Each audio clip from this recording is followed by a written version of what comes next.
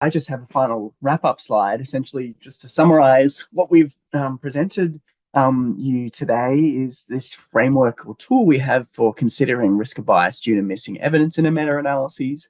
And we think that RobMe is something that it's valuable to use alongside tools like Rob2 and Tacit to help facilitate appropriate interpretation of results.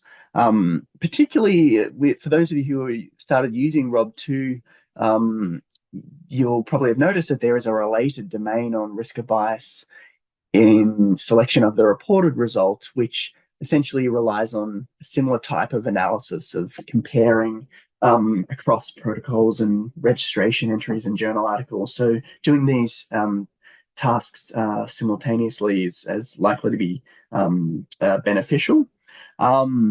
And as we said, there's more detail. You can download a Word version of the tool, a template that you can use in your review, is available at the riskofbias.info website. And yes, there's more examples and guidance in the BMJ paper and the Cochrane handbook. But I think I will stop there and welcome Jonathan and Julian back to answer any questions that Rachel gives us all. Fantastic. Thanks so much. That was fascinating. Okay, so we have some questions in the chat. There's a couple of questions along the lines of, do you suggest using RobMe in new Cochrane reviews of interventions and citing chapter 13 of the handbook? And another question about what would you advise if reviews are already in protocol stage or have been submitted to the Central Editorial Service? I mean, I would obviously love it if everyone uses the tool. I don't know what the policies are within Cochrane in terms of editorial process and whether they can introduce it after the fact. But I think by bringing a description of the tool into the Cochrane handbook, that was one step I guess we've made in terms of bringing it more towards Cochrane authors' minds and increasing the awareness of the tool. But I think I don't know what the policies are on changing the methods based on this. So I don't know if Jonathan or Julian know. Or want to add anything? Yes, you should use the tool. Yeah, similar. Yeah, same here. I don't know what I don't fully know Cochrane's processes these days for encouraging or allowing changes during the process. Maybe Rachel could comment.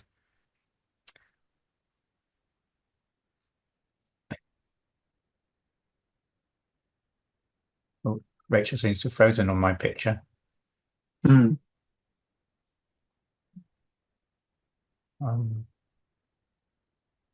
We've lost Rachel, so we should probably do our own. What about this related one? Should we incorporate this tool in grade? I think yes. I think that it would be great too, but there's a process with when it comes to grade that has yet to be resolved. There is one could argue that this domain, essentially, the judgment for this domain would feed into what's known as the publication bias domain within grade. But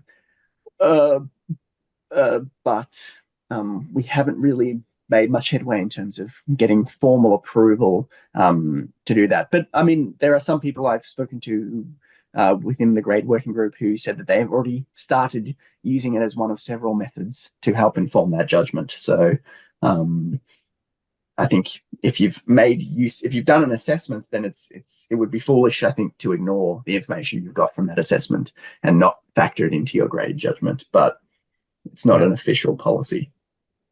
Yeah, and certainly in the two recent large systematic reviews we've done here, we've used RobMe as to inform that domain of grade, and we didn't get kickback from Cochrane editing team.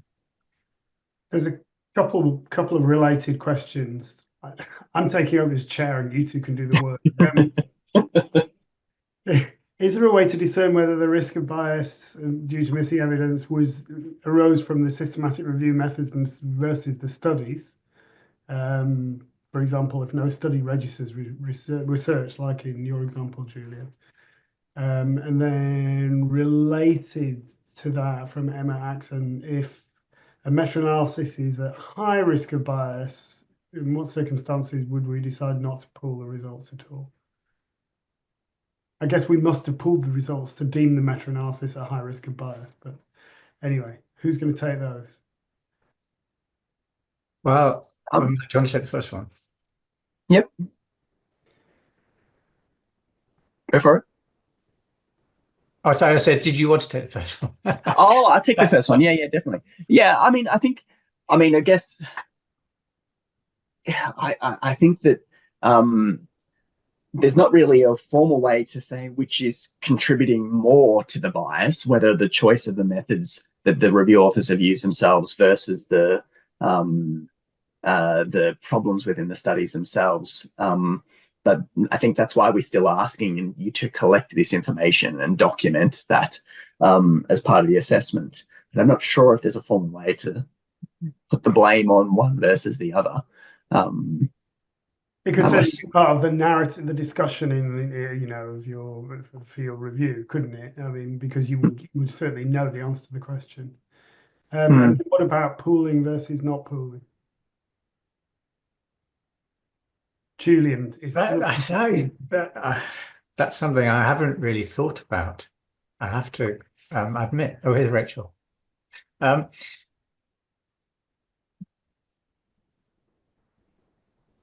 think, as with, I would say that this is why we have systems like grade.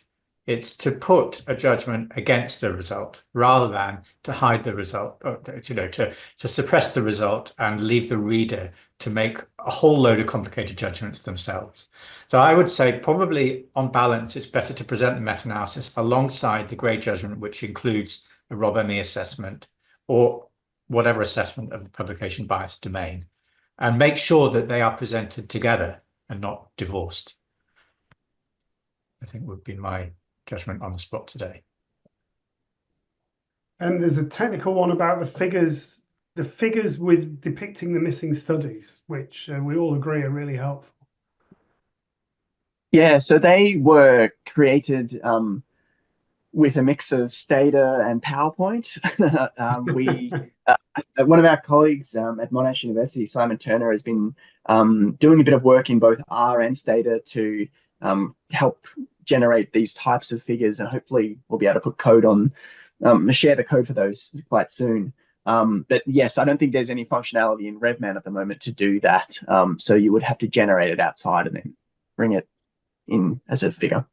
Well, it would be sensible to provide facility, a more routine facility in the Stata meta-analysis and R meta-analysis commands, wouldn't it, as well as working with RevMan. So if anyone's in touch with the RevMan team, that would be a good thing to add to their extensive list of work to do.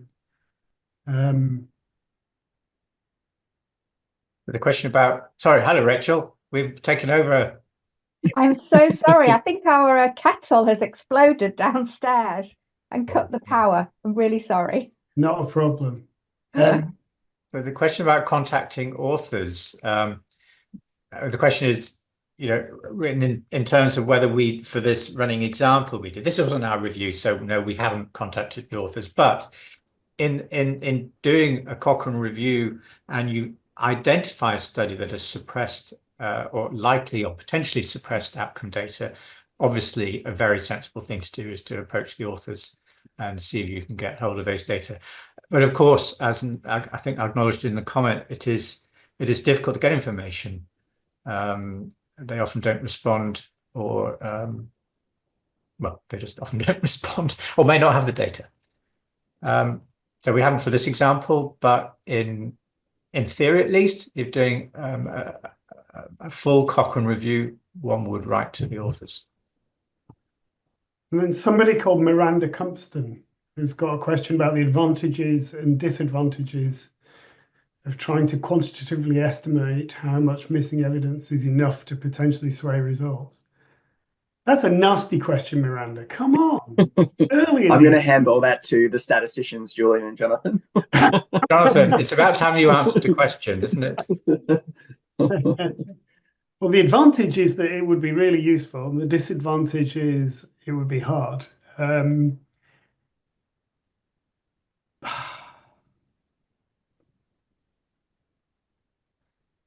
Yeah, so I don't have an immediate answer as to how one might go about it. I mean, it's something that we've struggled with in the context of risk of bias tools most generally, because when you say potentially sway results, people can mean a couple of different things by that. One thing you might mean by swaying results is producing a somehow notable change in the point estimate. I mean, that's what I would prefer to mean by it.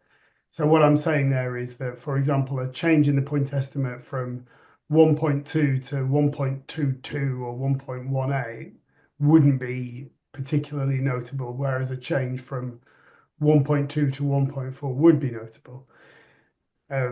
A second way that people think about this is much more related to the concept of statistical significance, which is the concept that causes half the problem in the first place, which is, might the missing evidence change the result from statistically significant to non-significant or vice versa? And I'm not so keen on that sort of thing. So if I was going to try and do this, it would be the former.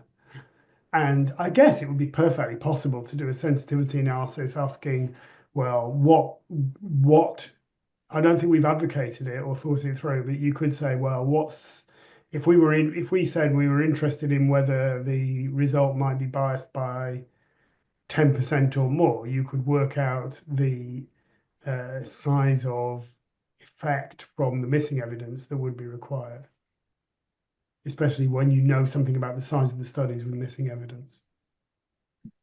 Mm. Anything to add to that ramble, Julian? Well, something I don't think we talked about in the guidance, but I'm just suddenly reminded of a paper from some years ago about using funnel plots, indeed, to look at the potential impact of missing evidence on a meta-analysis. I just shared. There you go. Paper. There you go. Miranda, you should be more familiar with Julian's oeuvre. I'll put that link in the chat. But we'll move swiftly on to a really good question from Joanna Chase, which is about the ROB2 and ROB-ME. And to go back into history, Joanna, one of the things that we really felt was a flaw in the original risk of bias tool was that there was complete confusion in the selective reporting domain between two different things. One thing is we've got a result, but it may have been selected from among a lot of other results, and therefore it may be at risk of bias. So, for example, the authors chose from a number of different outcomes, and they selected this one because it was because the result was statistically significant. So there you've got the result, and the result is at risk of bias because it was selected because of the nature of its results. That is completely separate from not having an available result. Although, as Matt articulates beautifully with some examples he's put together, the way in which you specify your systematic review and your meta-analysis could trade the one possibility off with the other possibility, depending on how specific you are about the results that you're including in the meta-analysis. So because of that, in ROB2 is about the risk of bias in an available result. And so in ROB2, we assess the first issue, which is whether the result that is available may have been selected in a way that puts it at risk of bias. And that we regard as completely separate from what's addressed in ROB-ME, which is we don't have a result. Might the non-availability of any result be because of the nature of the result that we don't have. So that's the distinction. So we think we argue that although selective reporting is a reasonable description of both those phenomena, they are separate issues that need to be addressed separately.